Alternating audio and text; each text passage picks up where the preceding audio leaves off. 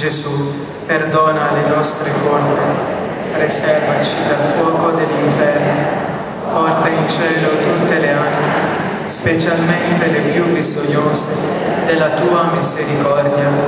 Maria, ti amo, portami Gesù. Maria, Regina della pace,